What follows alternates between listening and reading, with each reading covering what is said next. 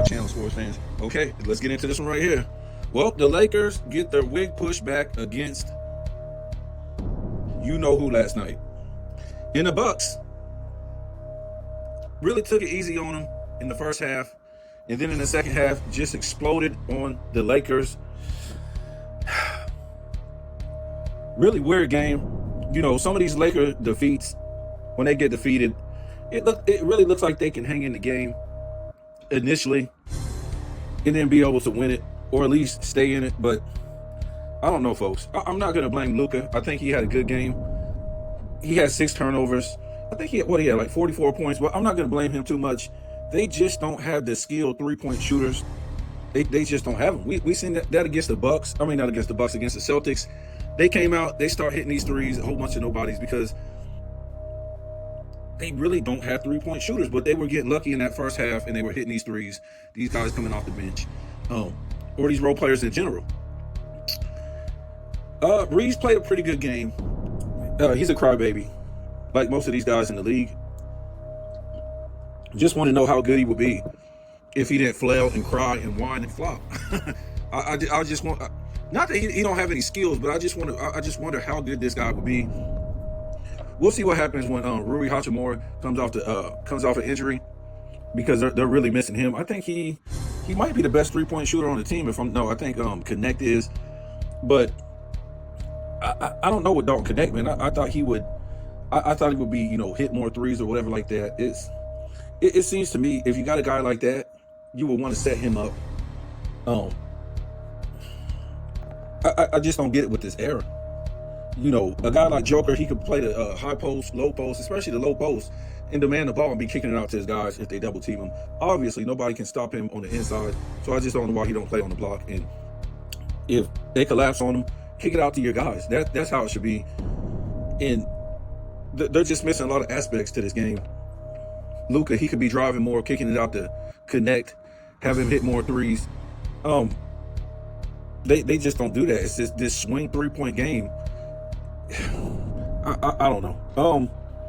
The Bucks, it was a group effort. Giannis didn't go off. He didn't score a lot of points. He almost had a triple-double, but it was a group effort. And LeBron James left his team high and dry. And maybe the difference was if he was there. I mean, he would have flopped and cried and whatever like that, but, maybe that would have been the difference.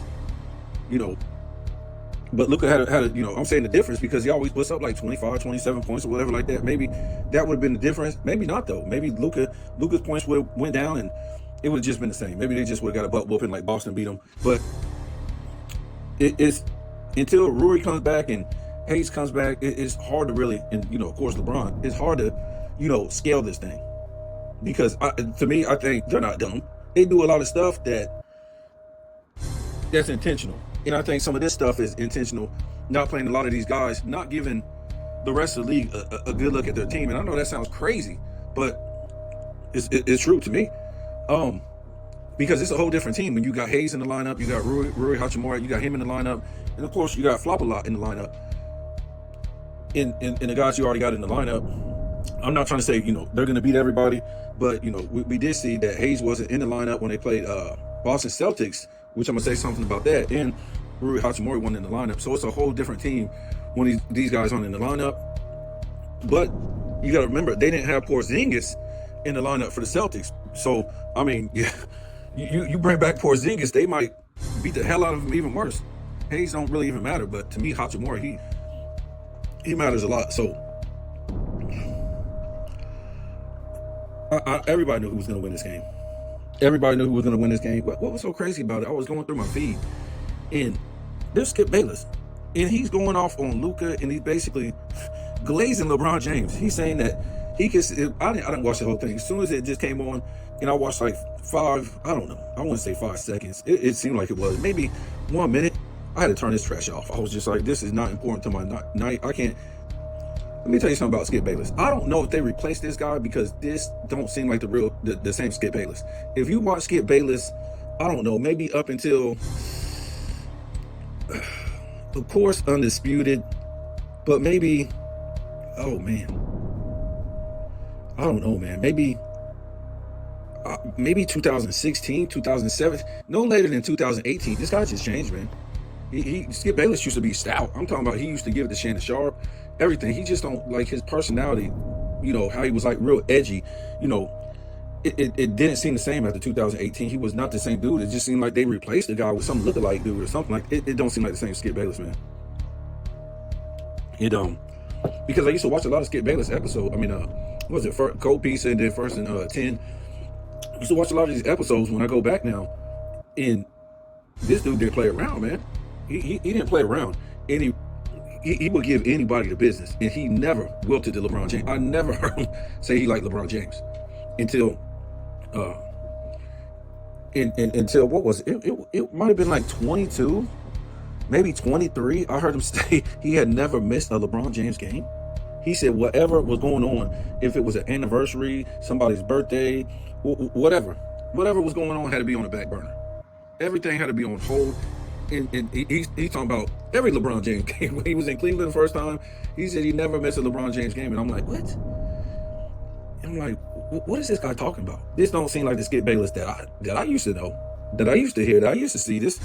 So I don't know. Maybe they replaced him, with a lookalike or something like that. But I can't accept this is the same Skip Bayless, man. Because I done heard him over the last 5 years say a lot of stuff that is not Skip Bayless. It's not Skip Bayless. So if you guys know anything about Hollywood, they replace a lot of these celebrities and these people all the time with lookalikes.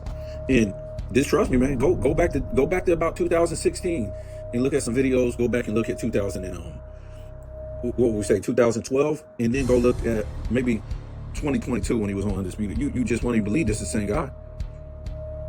Yeah, I just. But anyways, this guy, because before he didn't used to lick LeBron's butt before he used to destroy him. He never used to do that. And he would never say LeBron's the greatest driver of the ball. Never. He started saying that his last 2-3 years on Undisputed. But anyways, he goes on to say last night that he basically said that he can see why the Mavs got rid of Luka. Luka's not that guy, blah, blah, blah. He can't carry a team. And I'm like, what is this guy talking about? And he's talking about they need LeBron James, and he's never seen anything like this in year 22 as a 40-year-old. Oh, goodness, man. So now, and you can see how he like transitioned to being the Skip Bayless that was stout. He told it like it was, and he didn't take no prisoners. To this Skip Bayless, to where now he plays both sides of the fence, right? He gives LeBron criticism, but at the same time, he gives LeBron all this love. Even when it's a lie. He just makes up a lot of ridiculous stuff. I think he's saying a lot of this stuff so he can get them LeBron James fans on his channel. Because his channel was a joke at first. There was nobody on it. I think he's up to like 300. And that's why I keep trying to tell you guys. When we look at like TV and entertainment, they can tell you these guys make all this money, and I would not believe it. Because the things I know now, I don't believe none of that stuff. They can just put a value on somebody to make it valuable. So you'll watch it and you'll tune in. That's why they're always telling you how much these guys make. So, of course he can't go about his elderly life and live the rest of his life. He's got to get on YouTube and have a channel and stress himself out the rest of his elderly life about sports. You think if I had tens of millions or millions, I would be sitting up on YouTube giving a damn about one day of sports? Ain't no damn way. Ain't no way. Ask the Dwight Howard how he made hundreds of millions of dollars, and now he's got a podcast now to make money. And we need to stop making up these excuses. These are excuses that kids make up.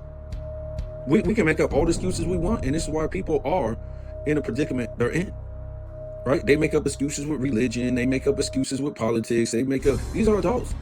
They make up excuses about their health.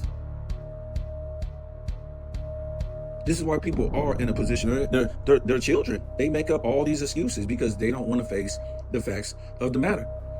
And in this instance, people are making up excuses when I tell them these guys don't make this money we've been told.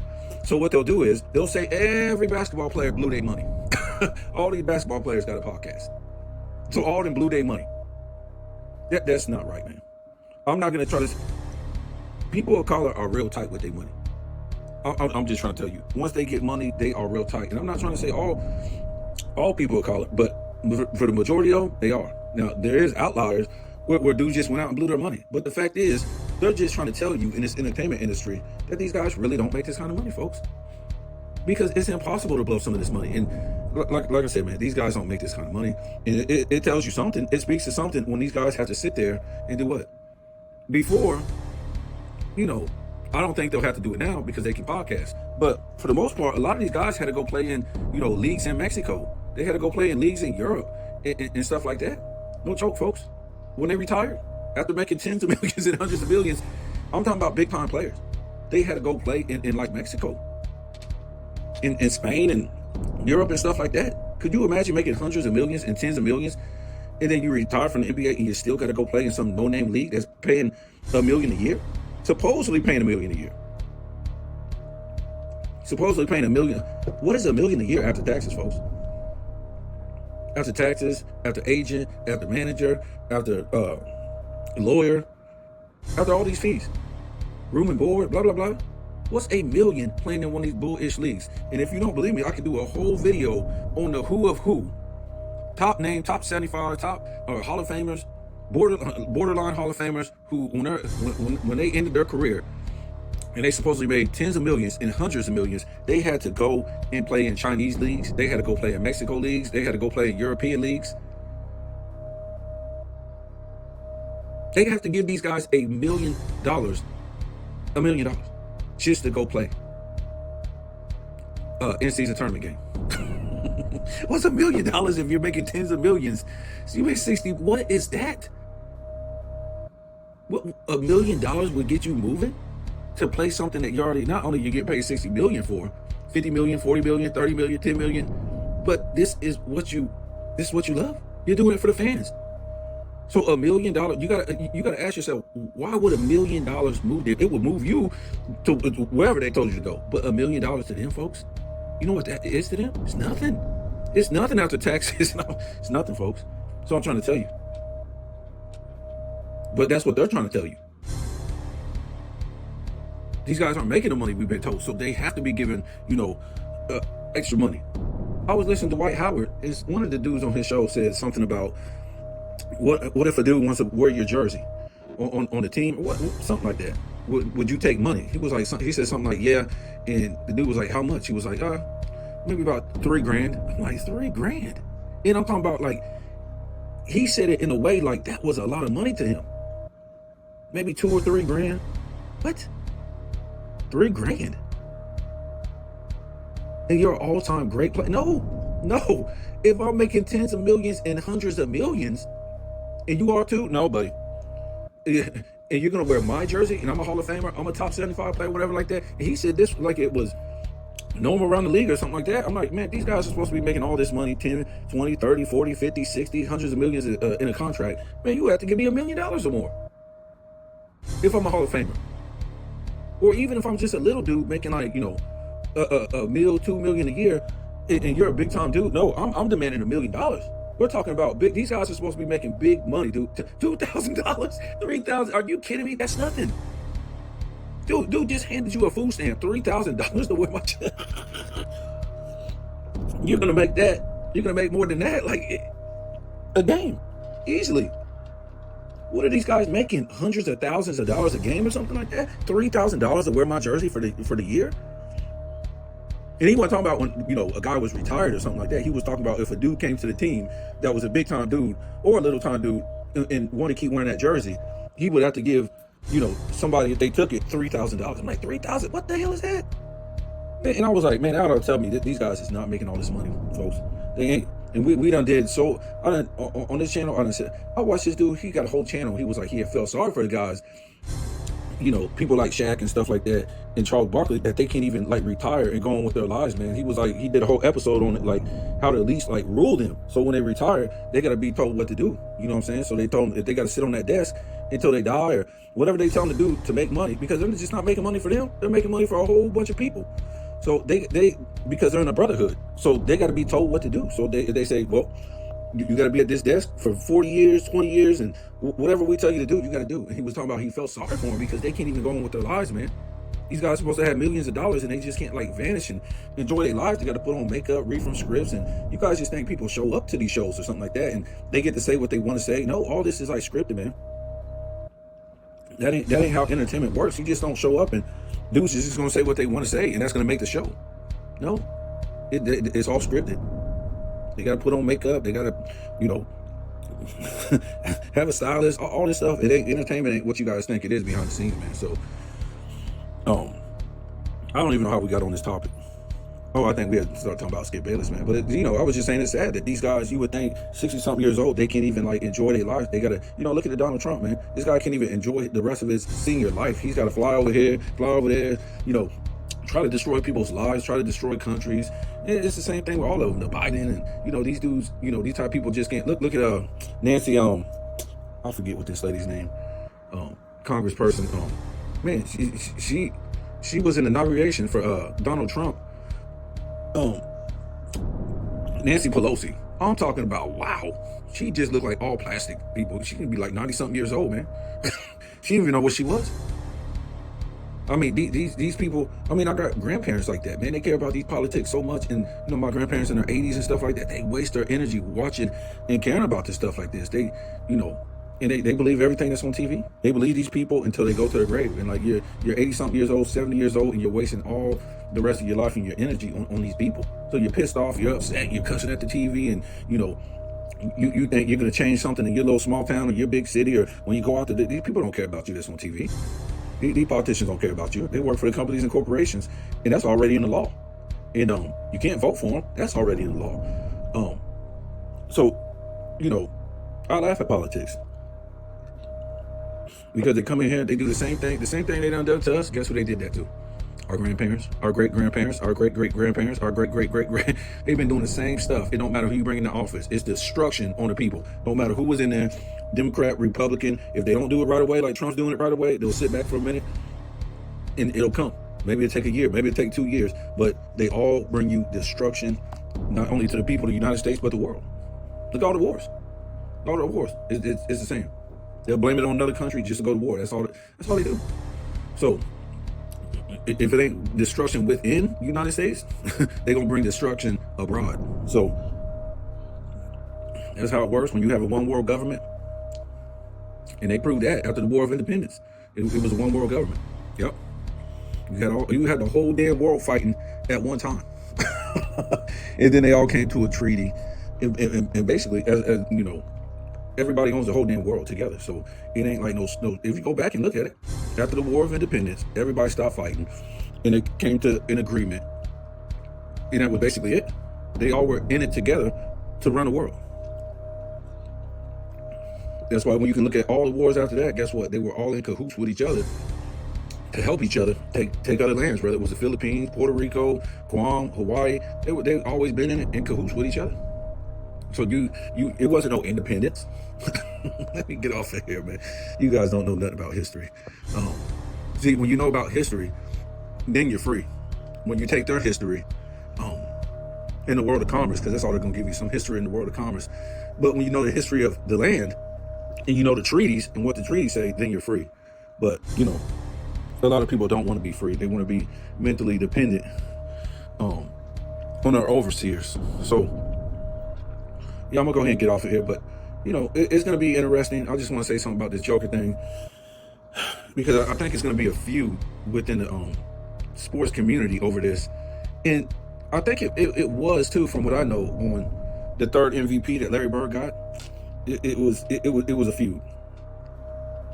We don't have they didn't have social media back then, so I don't think it's gonna grow to this lengths or go as far as this is today.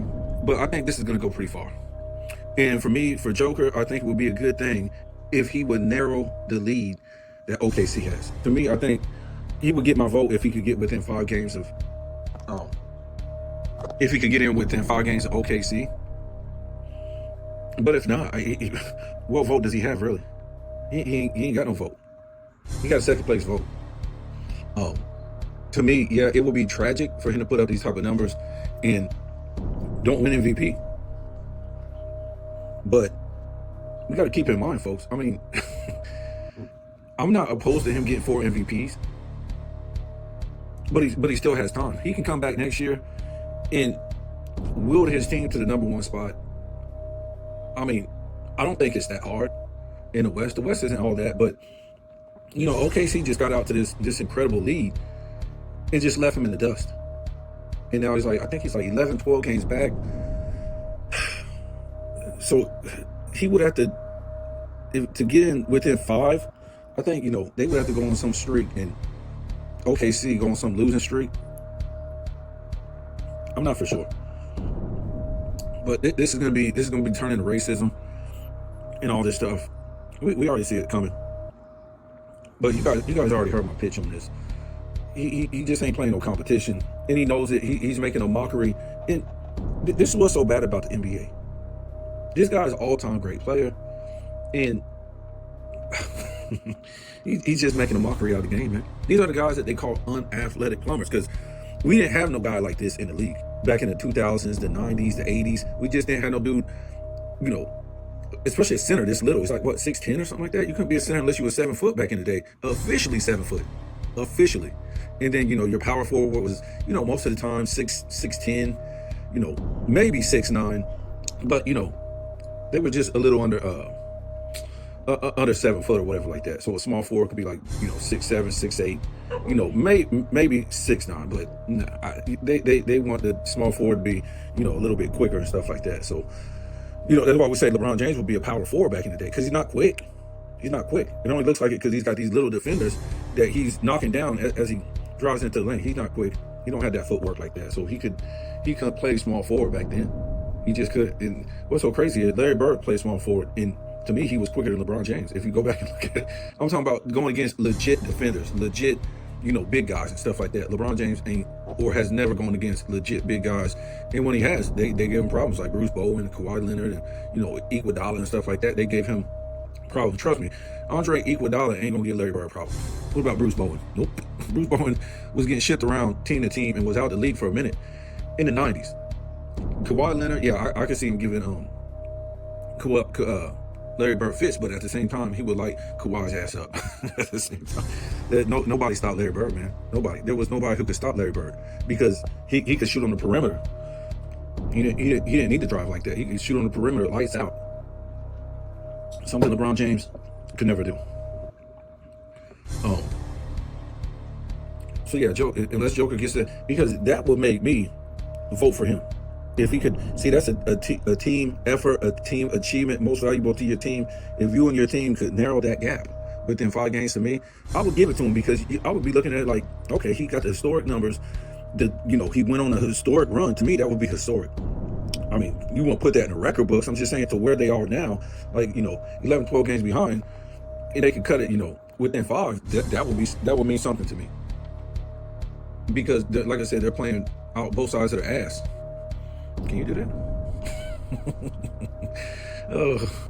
But they're playing both sides. They said he ain't got no help. He was like in the 6 or 7 seed early on, and now he's up to the #2 seed. So that doesn't make any sense. You can't be in the #2 seed with no help. That would be the most ridiculous thing, unless the league was weak.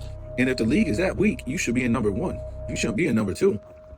So we obviously know you do have help, or you would be sitting at 5, 6, or whatever like that, and be putting up these incredible numbers. So you do have help. Do I see them going far? I just don't, folks. I could see the Lakers knocking them out easily. They're not going to go far, because to me, that run that they went on when they won the championship, they was playing more like a team. It wasn't about stats.